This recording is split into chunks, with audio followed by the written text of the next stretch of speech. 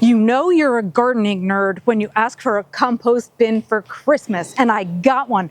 So today we lucked out with a weird mild day when it was supposed to rain all day and there are no drops right now. So I'm actually going to put my compost bin together. I will give you all the specifications as we go through the process. I will not obviously be able to give a review on it just yet because I don't know how well or not well it's going to work, but let's take a look at this baby.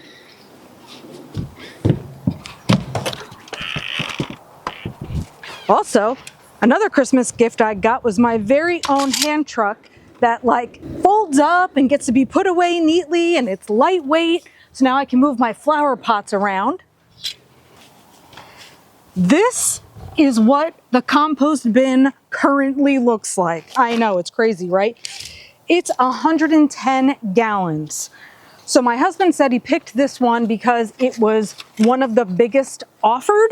So we're gonna see. Supposedly these little clips just slide into one another. It should be super duper easy. It will be fully contained so no critters can get into the top. The top is where you load it. A bottom bin is where all the compost is made, so you know it's ready to come out when you see it down there. And I think it says it takes about 4 weeks for it to produce new compost for you and less time when it's hot outside. Hi you guys, this is Nicole from My Carolina Garden. My garden is located in Southeastern North Carolina and I am in zone 8B.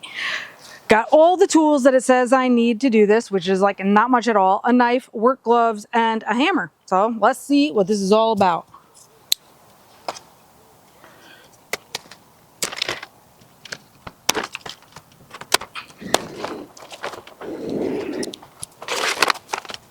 All 4 sides are just simply supposed to click in together.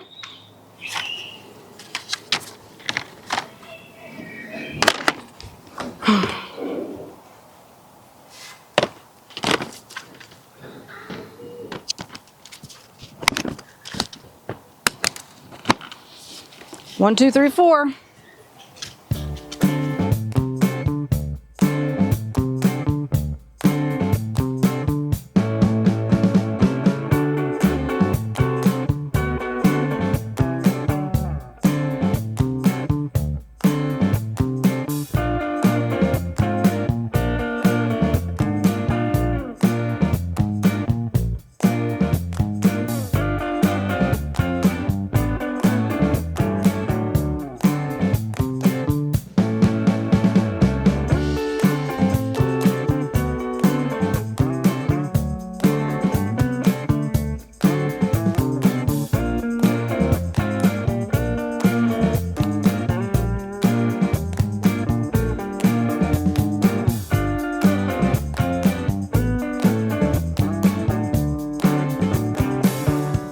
I had to move up to flat ground because if you don't get them all lined up perfectly, then one of them misses.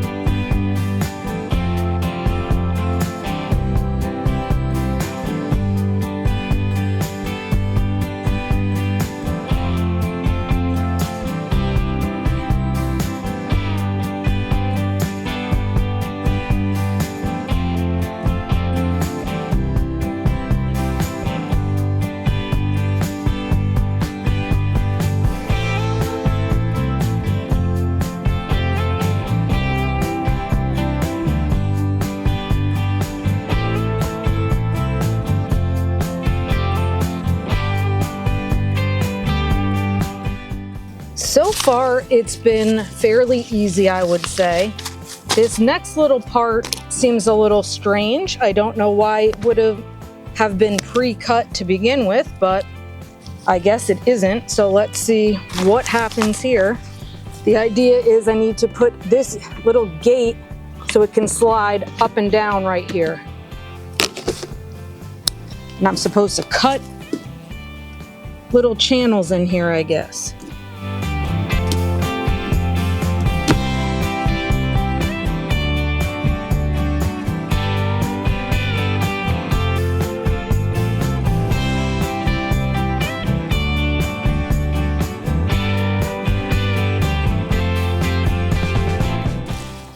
Let's see if I cut it enough.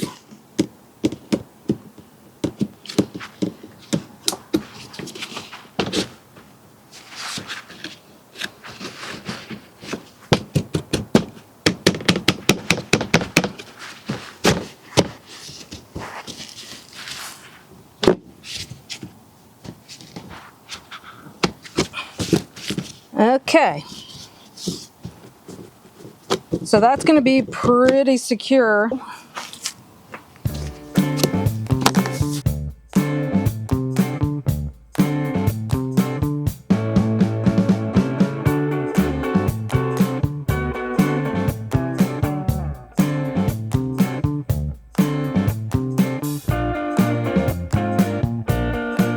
Okay, so was it extremely challenging to put together? No. Did it take the 10 minutes that they said it would take in the instructions? Also no. But that's just because things have to line up particularly and because I don't want to break my plastic bin as I'm putting it together. So I'd give yourself 30 minutes if you wanted to get a bin like this. The thing is, as I see it all come together, it's just one big open crevice.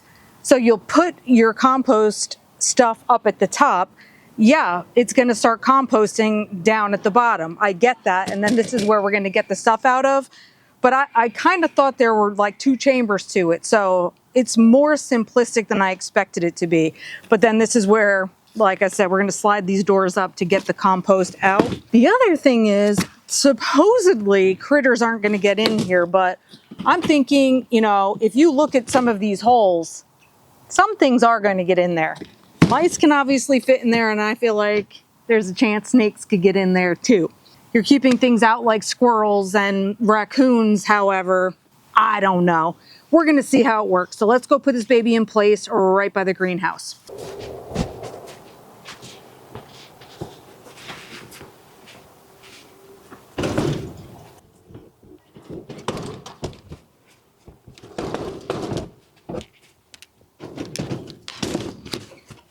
It ended up being the most perfect fit behind the greenhouse and beside the fence here.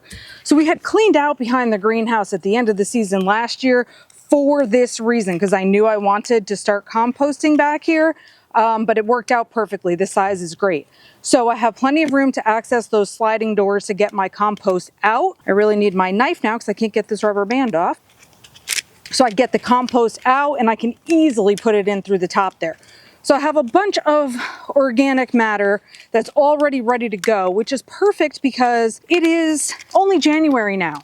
So if it takes about 4 weeks for me to get some good compost, that's going to give me at least 2 months worth, maybe even 3, of good compost that I can start using for my spring garden. So the timing just works out really, really well. So they give you these little stakes to put into some holes that are already in the compost bin in order to keep it in place. So I don't really think the wind is going to move this thing since it's in such a tight spot anyway, but I'm gonna go ahead and stake it in place regardless.